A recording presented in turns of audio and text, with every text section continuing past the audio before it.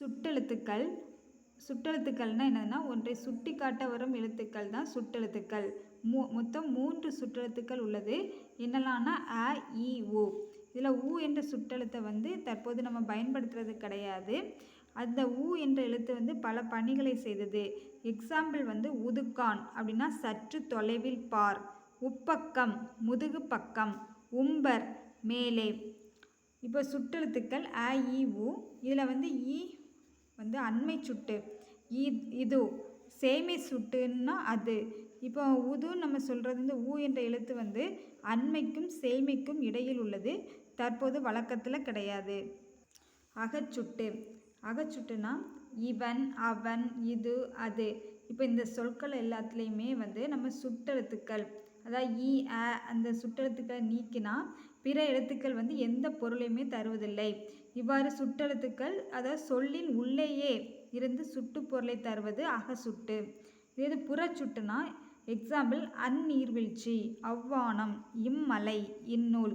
இந்த சொற்களில் சுட்டெழுத்துக்களை நீக்கினாலும் பிற எழுத்துக்கள் பொருள் தருகிறது. இவ்வாறு சுட்டெழுத்துக்கள் சொல்லின் வெளியே அதாவது புறத்தே இருந்து சுட்டு பொருளை தர்றது புறச்சுட்டு. அ, இ சுட்டெழுத்துக்கள் தனியே நின்று சுட்டும்போது ஆண் பெண் அனைவரையும் பொதுவாக சுட்டுகிறது. இப்போ சுட்டெழுத்துக்கள் எந்த சுட்டெழுத்துக்கள் அதிகமாக பயன்படுத்துகிறாங்கன்னா அ, இ. இதில் இந்த சுட்டு சொற்கள் அது, இது, அந்த, இந்த, அங்கு, இங்கு இந்த சுட்டு சொற்கள் அதிகமாக பயன்படுத்துகிறோம். எக்ஸாம்பிள் அந்த பக்கம், இந்த வீடு.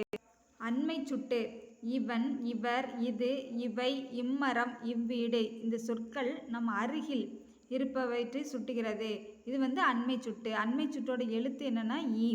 இது சேய்மை சுட்டுனா அவள், அவர், அது, அவை, அவ்வீடு, அம்மரம். இவ்வாறு தொலைவில் இருக்கிறத சுட்டுகிறது. இது சேய்மை சுட்டு எனப்படும்.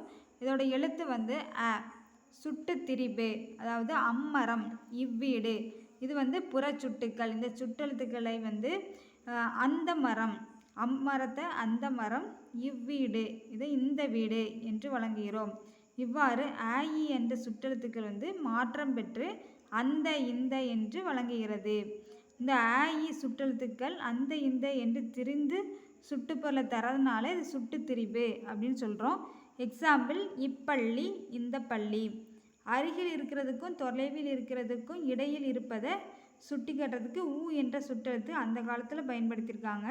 எடுத்துக்காட்டு உது, உவன்.